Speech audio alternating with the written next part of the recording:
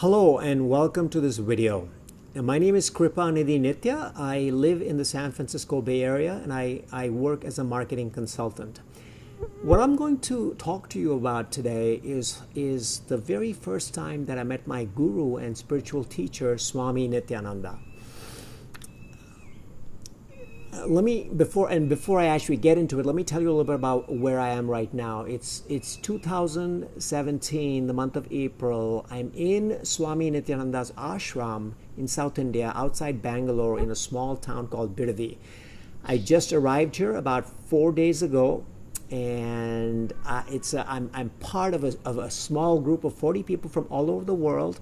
We've been invited to a special retreat to spend some intimate time with Swami Nithyananda, and already, just in the few days I've been here, it's turning out to be an amazing experience. Enough about that now. Maybe we can discuss that at another video. But let's go back to when and how I first met Swami Nithyananda and what kind of impact it had on me. So it was about 7.5 years ago. It was March of 2009. I was working in the city of San Francisco, and I had taken the day off from work. I arrived early in the morning, about 7:38 a.m. in Berkeley, California. Berkeley is another city in the northern part of the San Francisco Bay Area, and I had come to meet a spiritual teacher who was visiting from Germany. So I went in the morning. I was there for about 3 or 4 hours. I had a darshan with this teacher, and we were done around noon. I stepped out, and so I had a powerful experience. I was walking around the town. I stopped by for lunch. Once I was done with lunch, I continued walking around Berkeley, and then I saw a poster on a wall. The poster said, "Enlightened Master talks on Patanjali Yoga Sutras." His name was Paramahamsa Nithyananda. And I was vaguely familiar with the name, although I didn't know much at all. But I was drawn to the Patanjali Yoga Sutras. I was doing a little bit of yoga at that time, and I thought, hey, this could be interesting. I noted that down in my notebook, and almost about 2 months later, early part of May, the talk was about 6:37 in the evening. It was in the city of Milpitas. I arrived there fairly close to the starting time, and it was a huge crowd. They had a huge hall that he was going to be speaking in. The hall was already full, but fortunately they had an overflow hall. So I was in the same complex, but I would not be watching him live. I would be watching him on a closed circuit television. So I sat down, and a little while he arrived, and he was a young man at that time. He was about 33 years old, and it was obvious he was young. He had this great inviting smile, and there was a directness about him, his approach, and he started talking. I still remember he spoke for about maybe an hour and a half. He was talking about Patanjali Yoga Sutra number 19, if I remember correctly. And when he closed that day, his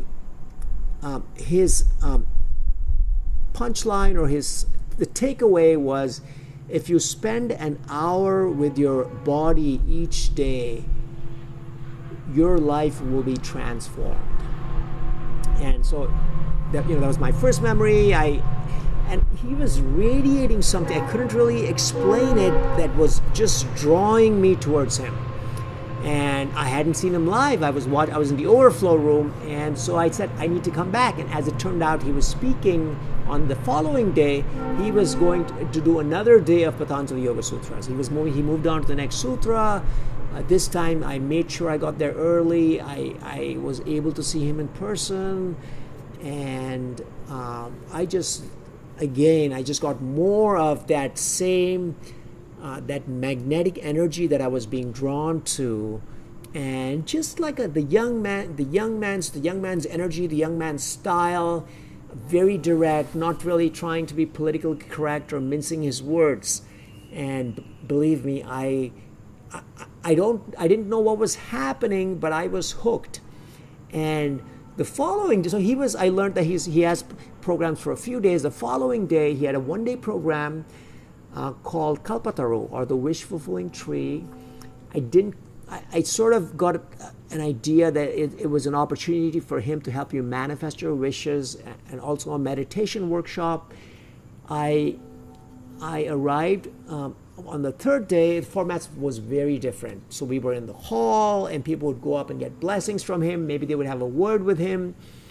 And so it started in the morning, and sometime towards the middle of the day, people just started dancing. So they were dancing from the experience of bliss, of being of the music and the energy that he was emanating. And I found myself just giving in to the energy. I started to dance, and Swamiji was busy, he would occasionally turn an eye towards the sort of the audience and watch people dance, but he was busy with, he was handling these people who were coming up for his blessings. But at the end of the day, when probably about 4 p.m. or so, when he finished up, a really playful side of him emerged. He was enjoying our enjoyment so much that he had this mischievous smile, and he stopped and he started dancing for a little while. And it was just hard to explain, just that chemistry between the group and him. And I knew that I was going to come back for more. And the next 2 days, he was leading a yoga workshop. And so I came the following day. I was there about 8 o'clock. And it was again the same hall. And Swamiji was sitting on a couch sort of towards the back of the hall, not at the very back, but sort of maybe about 2/3 of the way down from the stage. On the stage, there were a couple of yoga instructors. And he was sitting on this couch and delivering the workshop. And the instructors would demonstrate whatever, what he was leading, and then we would follow through in the hall. So what I really distinctly remember from that day was sometime around 2 o'clock, well into the day, he asked the group that was assembled, you guys may be wondering why I am not demonstrating the yoga postures. The thought had crossed my mind, why is he not doing them? And he continued, well, the reason is because if I stretch my arm, my chakras are going to align and they start firing, and I drop into samadhi. And, that will be the end of the workshop.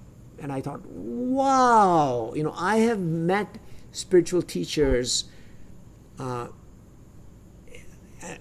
of whom were enlightened, but nobody ever shared the direct experience of what it is like to live in an enlightened body.